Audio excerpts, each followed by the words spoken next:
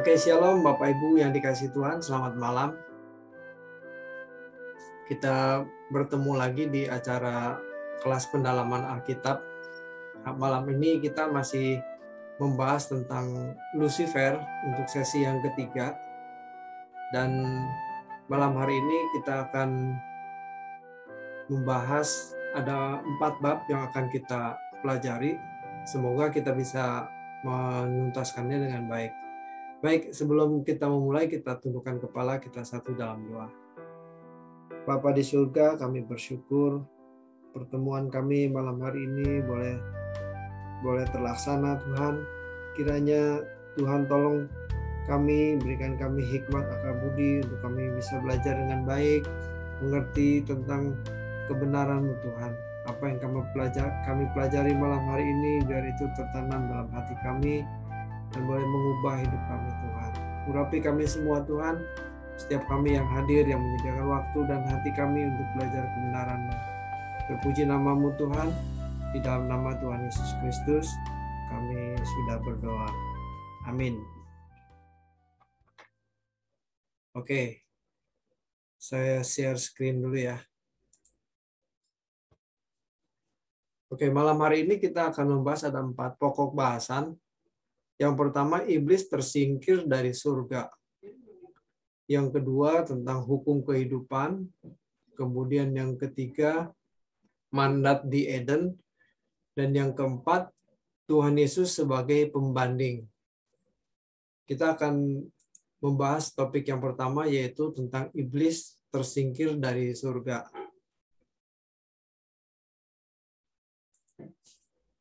Timbul pertanyaan, bila mana terjadi peperangan dahsyat sehingga iblis terlempar dari surga? Pada umumnya orang akan berpikir bahwa ketika Lucifer memberontak, maka langsung dibuang ke dalam dunia. Dan tidak ada kesempatan lagi untuk menginjak surga. Kebanyakan orang berpikir begitu ya. Ketika iblis memberontak, langsung dibuang. Tapi pada kenyataannya, iblis masih bisa bolak-balik ke dunia dan ke surga, masuk di lingkungan anak-anak Allah di surga. Ini ternyata ditulis dalam Ayub pasal 1 ayat yang ke-6. Nanti kita akan bahas lebih dalam di situ. Jadi sebelum iblis dinyatakan bersalah atau sebelum ada pembuktiannya, maka iblis masih mondar-mandir, masih bisa bolak-balik dari surga ke dunia. Sangat besar kemungkinan sejak Tuhan Yesus bangkit mengalahkan maut, barulah Lucifer itu terusir dari surga. Klimaksnya adalah ketika Tuhan menumpahkan darahnya di kayu salib. Darah itulah satu-satunya kuasa atau kekuatan yang dapat menghalau kekuatan setan. Darah Yesus menunjuk keberhasilan Tuhan Yesus yang taat kepada Bapa dan membuktikan kesalahan iblis. Dalam Lukas pasal 10 ayat ke-18 tertulis, lalu kata Yesus kepada mereka, "Aku melihat iblis jatuh seperti kilat dari langit." Nah, ini penglihatan Tuhan Yesus ini merupakan berita dan nubuatan apa yang sedang terjadi dan yang akan segera terjadi. Jadi iblis itu seperti kilat jatuh dari langit, yaitu dari surga dibuang ke bumi ya. Menjadi masalah penting yang harus diteliti, di manakah tempat mereka yang meninggal sebelum zaman anugerah. Zaman anugerah, zaman sebelum Tuhan Yesus menyelesaikan tugas kemesiasannya, apakah mereka sudah ada di neraka?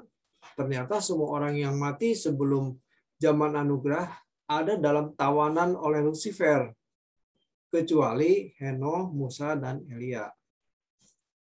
Nah, Henokh diangkat Tuhan dalam keadaan hidup-hidup, sebab ia bergaul dengan Tuhan. Kejadian pasal 5 ayat yang ke-24. Kita bisa membaca kisah Henokh di situ ya.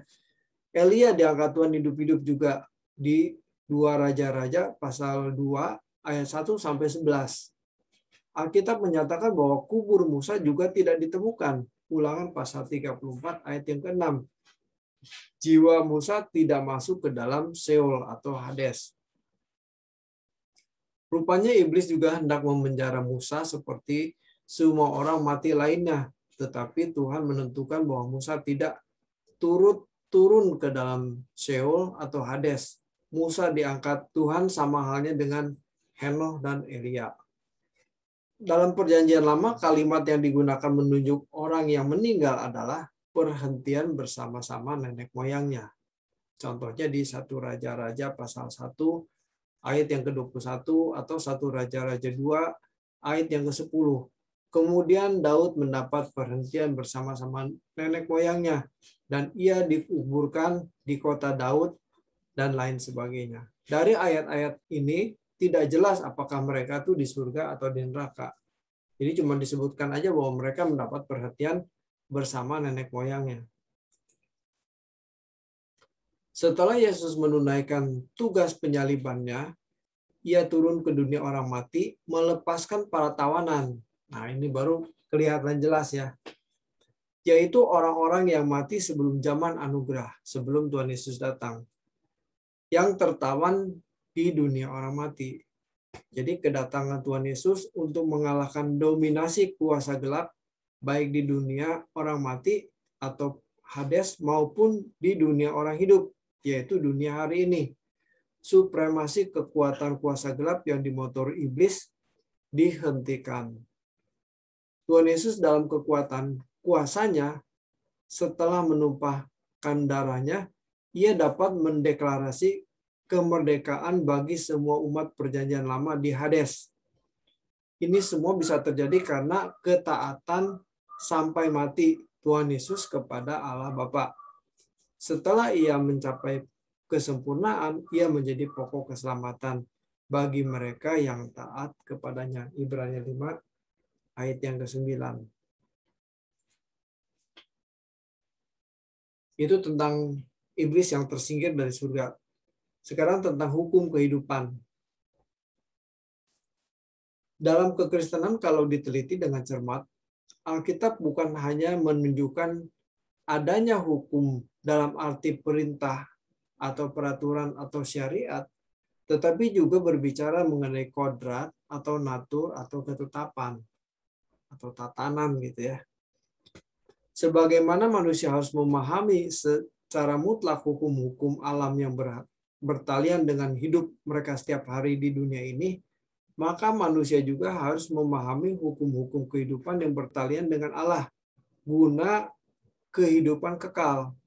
Hukum kehidupan ini disebut hukum rohani. Jadi hukum alam contohnya seperti hukum gravitasi gitu ya. Hukum gravitasi, benda apapun yang dilepas itu pasti jatuh. Itu hukum gravitasi. Atau ada yang lain hukum alam yang saya ingat tuh hukum Archimedes gitu ya. Hukum Archimedes itu prinsip bagaimana kapal itu bisa terapung di laut. Kalau nggak ada hukum Archimedes ya pasti kapal juga pasti tenggelam karena ditarik oleh gravitasi. Tetapi karena ada hukum Archimedes maka si kapal itu akan bisa mengapung di air, di laut gitu ya. Itu prinsip pakai hukum Archimedes. Nah, itu hukum-hukum alam. Nah, manusia itu juga selain tunduk kepada hukum alam, itu harus tunduk juga mengenai tunduk kepada hukum kehidupan. Nah, hukum kehidupan ini disebut sebagai hukum rohani. Kita akan pelajari lebih dalam hukum rohani ini. Hukum rohani ini menyangkut ketetapan yang Allah tentukan yang berasal dari diri pribadi Allah, Bapa yang Maha Kudus, Maha Bijaksana, dan Maha Adil. Ya. Ketetapan yang Allah tentukan yang berasal dari diri pribadi Allah Bapa yang Maha Kudus, Maha Bijaksana, dan Maha Adil. Dalam hukum rohani tersebut terdapat ketetapan-ketetapan yang harus dihargai baik oleh pihak Allah maupun pihak manusia. Allah juga konsekuen atas hukum yang ditetapkannya, yang menjadi semacam rule of the game atau hukum kehidupan. Jadi Allah membuat tatanan di mana Allah sendiri yang sebagai pembuat hukum itu, Allah tunduk dan manusia juga harus tunduk. Betapa adilnya Allah yang kita sembah ya. Jadi Allah pun tidak bisa sewenang-wenang. Allah jadi seolah-olah Allah tuh dibatasi oleh hukumnya, oleh tatanan yang dia buat sendiri begitu. Dalam kitab Wahyu pasal 12 ayat 7 sampai 9 dikatakan bahwa malaikat-malaikat Allah yang berperang melawan naga dan yang adalah gambaran Lucifer beserta dengan malaikat-malaikatnya. Mengapa bukan Allah sendiri yang bertindak, tetapi malaikat-malaikatnya yang berperang? Nah, sulit dibantah bahwa terkesan begitu alot, begitu sulit untuk menaklukkan Lucifer.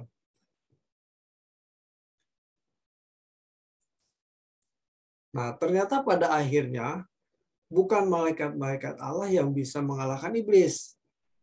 Ya, kalau dikatakan malaikat Allah berperang melawan iblis, itu yang mengalahkan bukan malaikatnya itu, tetapi darah Tuhan Yesus dan perkataan kesaksian mereka yang dikatakan tidak menyayangkan nyawanya. Ini menunjuk kepada orang percaya yang mengikuti gaya hidup Tuhan Yesus. Wahyu pasal 12 ayat yang ke-11. Jadi ada dua yang bisa mengalahkan iblis. Pertama, darah Tuhan Yesus. Yang kedua, kesaksian orang-orang yang tidak menyayangkan nyawanya. Atau menunjuk orang-orang yang mengikuti atau memiliki gaya hidup Tuhan Yesus. Ya.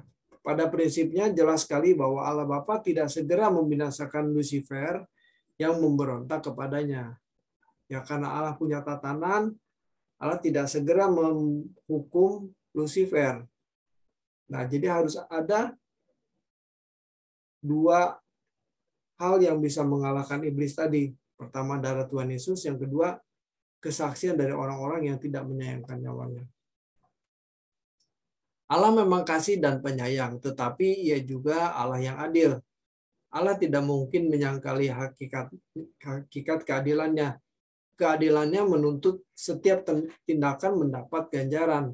Juga setiap kesalahan harus ada konsekuensi dan sanksinya. Firman Tuhan mengatakan bahwa apa yang ditabur orang, itu juga akan dituainya. Galatia 6 ayat 7. Jadi Allah tidak bisa sewenang-wenang. Oh, mentang-mentang kasih penuh dengan kasih dan sayang, diampuni, bebas dari hukuman. Nggak bisa. Karena sifatnya adil. Jadi selain kasih, Allah juga adil. Kalau firman-Nya mengatakan bahwa apa yang ditabur orang itu juga dituainya, ya berarti harus ada sanksinya ketika manusia berbuat salah gitu.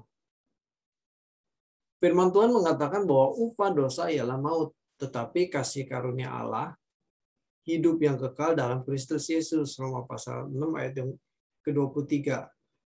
Kalau Allah dengan mudah mengampuni kesalahan Adam dan Hawa, berarti Allah tidak adil. Ya, tidak adil karena Adam dan Hawa sudah berbuat salah, langsung diampuni.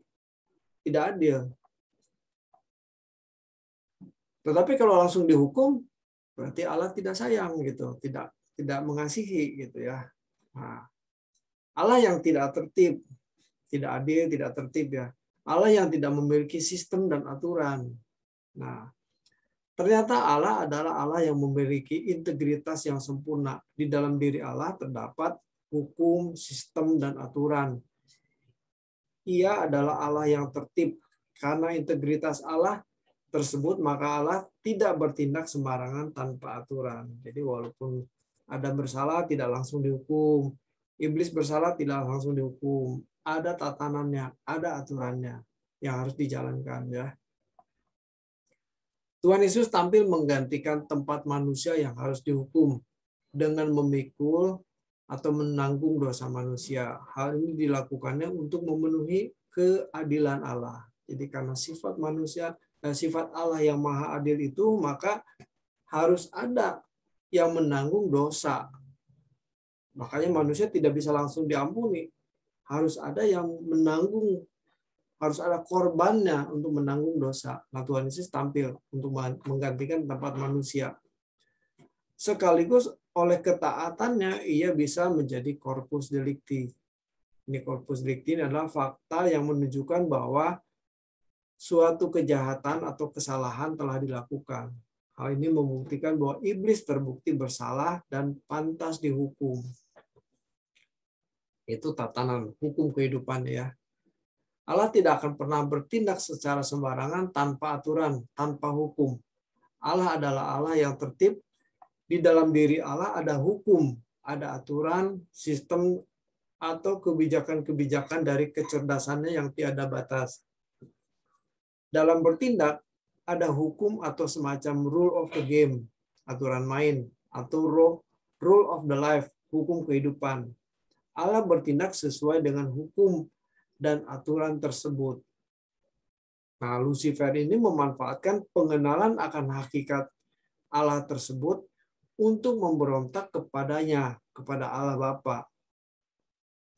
Seharusnya dengan mengenal seluk-beluk Allah atau hakikatnya, anak-anaknya meninggikan, memuliakan, dan mengokohkan tahtanya. Tahta Allah Bapa nih maksudnya.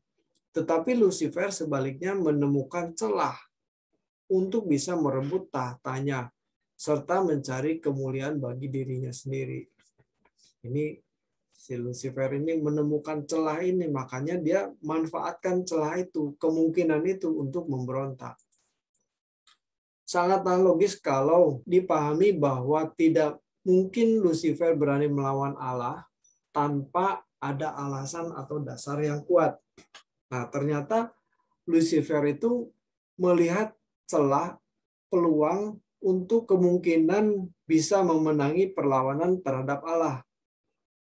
Sebab Allah tidak bisa bertindak di luar hukum dan keadilannya. Lucifer mencoba mencari kesempatan untuk mendapatkan keuntungan dari realitas tersebut yang membawa dirinya dengan Allah pada suatu pertarungan. Lucifer berjudi dengan keputusannya sendiri ya. Jadi Lucifer ini tahu bahwa Allah itu tidak mungkin bertindak tanpa dasar hukumnya, di luar tatanannya. Jadi kalau Allah tidak bisa membuktikan bahwa iblis bersalah, maka Lucifer itu bisa menguasai tahta Allah Bapa. Nah, celah inilah yang dimanfaatkan Lucifer untuk mengambil peluang. Jadi spekulasi gitu ya, berjudi gitu ya. Mengapa Allah tidak bisa membinasakan Lucifer saat itu juga ketika iblis memberontak? Nah, tindakan Lucifer belum bisa dikatakan salah sebab tidak ada pembuktian bahwa Lucifer bersalah. Harus ada semacam corpus delicti atau fakta yang membuktikan bahwa suatu kejahatan atau kesalahan telah dilakukan. Gitu ya. Jadi misalnya kalau kita di tengah hutan begitu ya, tidak ada tulisan dilarang kencing di sini. Ya mau kencing, kencing aja begitu ya. Nah, itu tidak bisa dikatakan salah gitu. Tetapi kalau ada tulisan dilarang kencing di sini, terus kita kencing di situ, ya itu terbukti bersalah gitu loh. Jadi ada faktanya gitu ya. Nah, Lucifer yang jatuh ini tidak akan terbukti bersalah sebelum ada pembuktiannya. Nah, pembuktiannya bagaimana? Yaitu adanya makhluk yang memiliki ketaatan dan penghormatan yang benar kepada Allah dan memiliki persekutuan dengan Dia secara benar. Gitu. Jadi kalau ada makhluk yang bisa memiliki ketaatan dan penghormatannya kepada Allah Bapa, memiliki persekutuan yang benar, nah baru dinyatakan Lucifer itu bersalah gitu. Makhluk yang memiliki ketaatan kepada Bapa itulah semacam corpus delicti, bukti jadinya. Jadi Allah Bapa tinggal tunjuk, iblis, nih ada nih makhluk yang bisa, kenapa kamu melawan, kenapa kamu memberontak, kenapa kamu nggak mau taat, begitu kan? Hal ini membungkam iblis sehingga tidak bisa mengelak, sebab iblis terbukti melakukan suatu kesalahan. Inilah rule of the game-nya. Inilah hukum kehidupannya. Bahwa kalau ada makhluk yang bisa memiliki ketaatan yang sempurna, baru iblis dinyatakan bersalah. Ya. Tadi di Wahyu pasal 12 itu kan dinyatakan Yang bisa mengalahkan iblis itu dua. Satu adalah darah anak domba, yaitu Tuhan Yesus sendiri. Itu sudah dibuktikan ya bahwa sejak Tuhan Yesus mati di kayu salib, berarti dia memiliki ketaatan yang sempurna. Tapi rupanya bukan hanya itu. Jumlah orang-orang yang tidak menyayangkan nyawanya harus genap. Harus genap itu berarti harus cukup. Kita nggak tahu jumlahnya. Tapi kuotanya harus terpenuhi. Kalau ada sekian banyak orang yang tidak menyayangkan nyawanya atau memiliki gaya hidup seperti Tuhan Yesus, baru iblis dihukum. Kerajaan iblis selesai gitu. Sekarang belum. Masih ditunggu Anda dan saya dan kita semua menjadi corpus delicti. Oke, itu tentang hukum kehidupan ya. Jadi kita mengerti konsepnya. Kenapa iblis tidak langsung dihukum? Kenapa manusia waktu berbuat dosa juga tidak langsung diampuni? Enggak, karena ada tatanannya, ada hukum kehidupannya yang harus dipenuhi. Oke, sekarang ini kita topik yang ketiga tentang mandat di Eden. Ini luar biasa juga. Kita bisa mengerti kenapa. Apakah manusia itu diciptakan cuma sekedar supaya beranak cucu, supaya taklukkan bumi. Ternyata di luar itu ada agenda Allah yang luar biasa. Kita akan pelajari. Ketika iblis memberontak melawan Allah, Allah tidak seketika bisa membinasakan. Ada hukum atau tatanan yang harus bisa menunjukkan bahwa iblis bersalah dan pantas dihukum. Rupanya pada waktu itu belum ada pembuktian bahwa tindakan iblis bersalah dan patut dihukum. Ya, jadi waktu iblis memberontak, aku ingin menyamai Allah yang Maha Tinggi, ini baru ingin loh. Baru ingin. Belum sama dengan Allah yang Maha Tinggi, baru ingin. Nah, ini belum ada pembuktian bahwa iblis bersalah dan patut dihukum. Nah, untuk itu Allah harus menciptakan makhluk yang taat melakukan kehendaknya, menjadi makhluk seperti yang dikehendakinya atau dirancangnya. Untuk ini Allah melahirkan anak-anaknya yang lain, yaitu Adam. Ya, ngerti ya? Jadi sebetulnya Adam itu diciptakan bukan sekedar bikin manusia gitu ya, segambar dan serupa dengan, bukan, ada tujuannya, yaitu apa? Adam harus berhasil menjadi makhluk yang memiliki ketaatan yang sempurna supaya bisa membuktikan nih iblis kamu bersalah. Ini Adam bisa buktinya begitu. Adam bisa taat seperti yang aku kehendaki. Kenapa kamu melawan begitu kan, memberontak. Nah, Adam itu didesain sebenarnya untuk itu, untuk membuktikan bahwa iblis bersalah.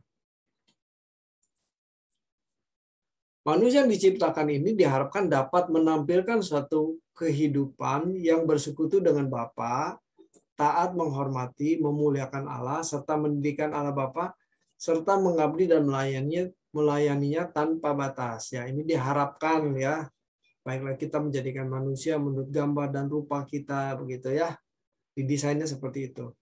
Hal itu menjadi pembuktian terhadap kesalahan iblis. Jadi kalau Adam bisa berhasil seperti yang Allah Bapa harapkan, seperti yang Allah rancangkan, berarti iblis bersalah.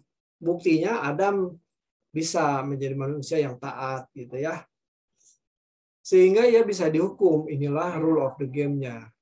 Ternyata manusia diciptakan untuk menggenapi rencana Bapa, yaitu mengalahkan iblis dengan membuktikan bahwa ia bersalah. Itulah sebabnya bahan dasar yang dimiliki manusia pada hakikatnya adalah ada dalam diri Allah sendiri, yaitu melalui hembusan nafasnya. Jadi manusia diciptakan menurut gambar dan rupa Allah ya.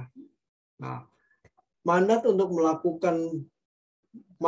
menaklukkan Lucifer jelas sekali pada mandat yang diberikan manusia tertulis dalam Kejadian 1 ayat 28. Beranak cuculah dan bertambah banyak, penuhilah bumi dan taklukkanlah itu. Berkuasalah atas ikan-ikan di laut dan burung-burung di udara dan atas segala binatang yang merayap di bumi. Manusia harus berkuasa atas makhluk ciptaan ini. Ya, jadi atas ikan-ikan di laut, burung-burung di udara gitu. Ini berarti manusia dijadikan raja oleh Allah. Manusia dikehendaki menjadi tuan bagi kemuliaan Allah. Manusia harus menghadapi segala rintangan kehidupan, bukan hanya yang material, tetapi juga yang non-material, yaitu yang non-material ini lebih berat, yaitu Lucifer dengan malaikat-malaikat yang jatuh. Di Yesaya pasal 14 dan Yesaya pasal 28. Di bumi ini manusia harus bisa mengalahkan atau menaklukkannya. Ya, jadi tugas menaklukkan bumi itu menaklukkan, karena iblis dibuang ke bumi, itu yang harus ditaklukkan. Tugas manusia. Nah, ini dalam perjalanan sejarah manusia ternyata manusia gagal memenangkan pergumulan melawan Lucifer. Manusia malah mengikuti jejak atau jalan Lucifer. Manusia juga ingin menjadi seperti Allah. Jadi ketika si Hawa dibilang, bukannya nggak boleh, justru boleh. Nanti kalau kamu makan buah dari pohon pengetahuan baik dan jahat, kamu akan menjadi seperti Allah. Dimakan. Karena apa? Ingin seperti Allah. Sama seperti iblis, ingin menyamai yang maha tinggi. Wah, kena deh racunnya. Racun si Lucifer itu. Ada sebagian jejak iblis yang ditularkan kepada manusia. Hal inilah yang membuat manusia tidak lagi bisa mencapai kesucian Allah. Manusia telah kehilangan kemuliaan Allah. Manusia pertama gagal menggenapi rencana Allah. Gagal Adam. Untuk membuktikan kesalahan Lucifer agar ia pantas dihukum, harus ada makhluk yang diciptakan oleh Allah yang memiliki segambaran dengan Allah yang bisa hidup dalam persekutuan dengan Allah. Makhluk yang diciptakan untuk membuktikan kesalahan Lucifer yang jatuh tersebut adalah manusia. Dengan demikian sejatinya Adam di Taman Eden bukannya hanya dididik untuk bisa taat, tetapi bisa mencapai suatu persekutuan yang ideal dengan Allah untuk membuktikan bahwa Lucifer bersalah dan pantas dihukum. Jadi kita mengerti ya bahwa Adam diciptakan itu memiliki rencana besar dari Allah Bapa. Harusnya Adam itu memiliki ketaatan yang luar biasa, yang sempurna, dan bisa bergaul dengan Allah secara ideal gitu. Ini membuktikan kalau Adam berhasil, ini membuktikan bahwa iblis bersalah. Tapi ternyata Adam gagal. Kegagalan manusia pertama, yaitu Adam, menyisakan persoalan siapa yang dapat mengalahkan iblis atau membuktikan bahwa iblis bersalah dan pantas dihukum. Tidak ada jalan lain kecuali anak tunggal Bapa yang bersama-sama dengan Bapa.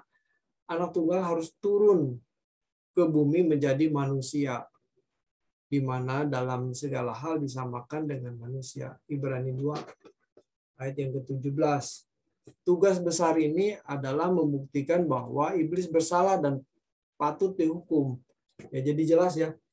Sebetulnya kalau Adam tidak gagal, kalau Adam berhasil, itu membuktikan bahwa iblis bersalah, Tuhan Yesus nggak perlu turun ke dunia. Tidak perlu.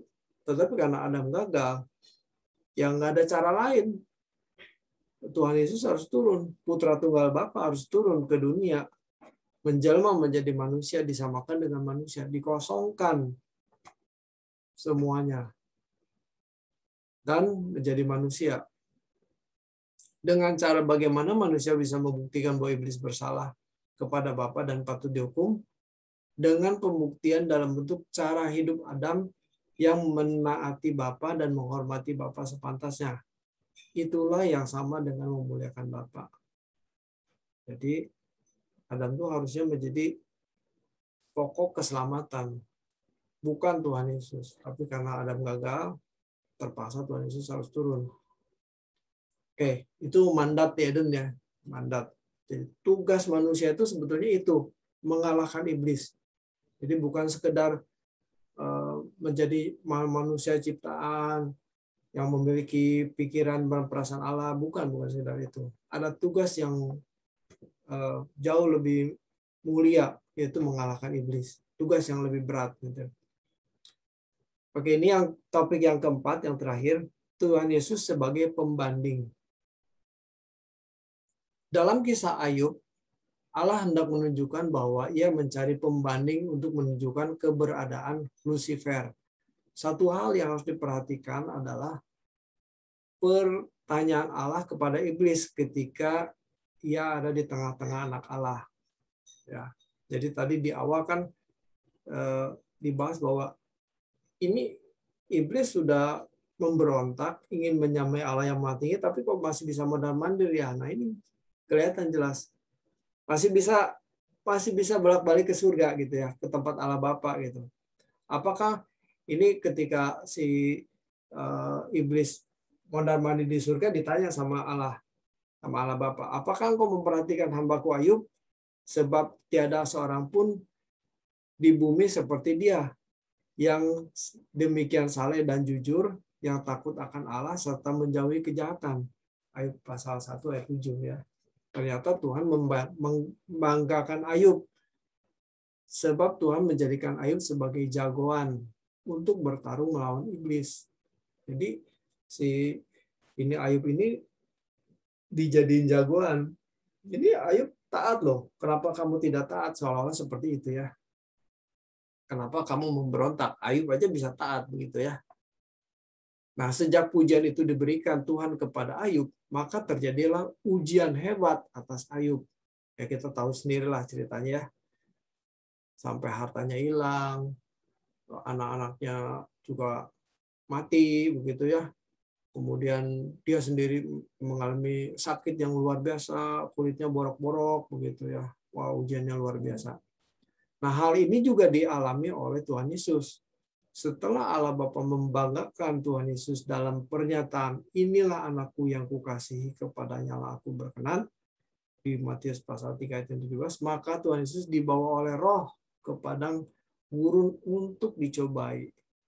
Roh di situ tentu Roh Allah ya, itu karena kan huruf besar. Di Matius pasal 4 ayat 1 sampai 11. Jadi Ayub dijadikan pembanding. Tuhan Yesus juga dijadikan pembanding. Nah, pembanding di situ berfungsi sebagai corpus delicti, sebagai bukti bahwa iblis bersalah. Itulah sebabnya harus ada makhluk ciptaan yang taat kepada Bapa di surga, mengasihi Bapa, hidup dalam persekutuan dan pengabdian kepada Allah Bapa. Sosok seperti inilah yang kemudian hari ditampilkan oleh Tuhan Yesus Kristus sebagai Adam kedua atau Adam terakhir. Ya. Ini karena Tuhan Yesus memiliki ketaatan yang sempurna sampai mati di kayu salib, nah itulah pembuktian bahwa iblis bersalah. Kematian Tuhan Yesus di kayu salib dalam ketaatan kepada Bapa adalah kematian yang sangat mengerikan bagi iblis. Ya, kita mengerti ya bahwa ketika ada makhluk yang bisa memiliki ketaatan yang sempurna, ini berarti kan bukti bahwa iblis bersalah. Nah, ini mengerikan bagi iblis. Karena akan segera dihukum gitu, karena sudah terbukti gitu ya. Dengan hal itu ia terbukti bersalah dan hukumannya sudah ditentukan. Ada semacam rule of the game dalam pergulatan antara kerajaan terang dan kerajaan kegelapan. Kalau ada yang bisa melakukan kehendak Bapa dengan sempurna, berarti Lucifer kalah dan harus dihukum. Tetapi kalau tidak ada, maka Lucifer beroleh kemenangan. Ia akan menguasai jagat raya, manusia, dan Tuhan Yesus Kristus sendiri. Jadi di bawah penguasaan Lucifer. Kalau tidak ada yang bisa membuktikan. Kalau Tuhan Yesus bisa dicegah atau dihindarkan dari kematian di kayu salib dalam ketaatan kepada Bapa di surga, maka berarti itu kemenangan bagi Lucifer. Sehingga apa yang diidam-idamkannya, yaitu tahta Bapa, dapat dicapainya. Dalam hal ini kita dapat menyaksikan dua putra Allah yang sedang berjuang untuk merebut kemenangan. Lucifer adalah putra Allah yang memberontak, dan Tuhan Yesus adalah putra tunggal yang berdiri di pihak Bapa untuk melakukan kehendaknya. Tuhan Yesus adalah pertarungan Allah Bapa. Kalau kalah, berarti tidak ada keselamatan atas umat ciptaannya. Kalah di sini maksudnya bahwa Tuhan Yesus gagal hidup dalam ketaatan yang sempurna kepada Bapa di surga. Jadi pertarungan antara iblis dengan Tuhan Yesus itu bukan pertarungan perang-perangan, pukul-pukulan, jotos-jotosan ya, tetapi pertarungan ketaatan kepada Bapa. Jadi kalau Tuhan Yesus tidak taat, gagal, ya sudah, kalah berarti gitu ya. Kalau Tuhan Yesus tidak taat kepada Bapa atau berarti gagal, maka cita-cita Lucifer untuk menyamai Allah bisa tercapai. Inilah yang memang diingini dan terus diupayakan oleh oknum jahat tersebut. Dalam hal ini betapa berat beban yang dipikul oleh Tuhan Yesus. Ia harus menang untuk menjadi Tuhan bagi kemuliaan Allah Bapa. Filipi 2 ayat 11. Kalau Tuhan Yesus tidak saleh, ia akan tetap dalam kubur. Jadi kebangkitan Tuhan Yesus adalah prestasinya sendiri yang menyediakan diri untuk hidup dalam kesalehan. Kebangkitannya adalah bukti bahwa ia lulus, taat kepada Bapa, taat sampai mati di kayu salib. Jadi kesalehannya itu bukan karena dia sebagai anak Allah ya, tetapi itu memang perjuangan Tuhan Yesus sendiri untuk hidup yang saleh. Kebangkitan Tuhan Yesus adalah bukti bahwa adanya kebangkitan bagi semua manusia untuk menjadi orang hidup. Kalau Tuhan Yesus gagal mengemban tugas kemesiasannya sehingga tidak ada kebangkitan, maka tidak ada orang yang hidup. Jadi semua kalau tidak ada kebangkitan sia-sialah semua kita. Akhirnya kita mati juga gitu. Untuk memiliki kebangkitan seperti kebangkitan Tuhan Yesus, dengan kualitas kebangkitannya, seseorang harus memiliki ketaatan seperti ketaatan Tuhan Yesus ya. Itulah sebabnya dikatakan bahwa kita harus menang seperti Dia menang. Ini sebetulnya prinsip yang sangat penting ya, karena banyak orang Kristen, oh Tuhan Yesus sudah menang, kita ikut menang. Tidak, konsepnya tidak begitu. Tuhan nggak bilang begitu. Kamu nggak usah berperang. Aku yang berperang ganti kamu. Nggak bilang begitu. Itu perjanjian lama. Tapi yang konsep yang benar itu adalah sebagaimana aku menang, sebagaimana Tuhan Yesus berjuang dan menang, pengikut-pengikutnya juga harus berjuang dan harus menang. Itu yang benar. Kebangkitan Tuhan Yesus bisa terjadi bukan karena kedahsyatan kuasa Allah dan kuasa Tuhan Yesus sendiri, tetapi sesungguhnya kebangkitan Tuhan Yesus adalah karena ketaatannya. Luar biasa ya. Karena ketaatannya kepada Bapa itu baru dinyatakan menang. Kalau tidak taat ya Tuhan Yesus dianggap gagal. Oke, saya sudah menyelesaikan paparannya untuk pembahasan kali ini. Menarik sekali ya. Semoga ini bisa membuka pikiran kita bahwa kita ini punya tugas yang luar biasa berat. Menjadi corpus delicti. Membuktikan bahwa iblis bersalah. Kita bukan berperang lawan iblis dengan cara berperang dengan kekuatan. Bukan. Tetapi menjadi makhluk yang taat, memiliki ketaatan sempurna kepada Bapa di surga, sehingga bisa membuktikan bahwa iblis bersalah. Itu tugas manusia, menjadi corpus delicti. Oke, ini 4 topik: iblis tersingkir dari surga, hukum kehidupan, mandat di Eden, dan Tuhan Yesus sebagai pembanding.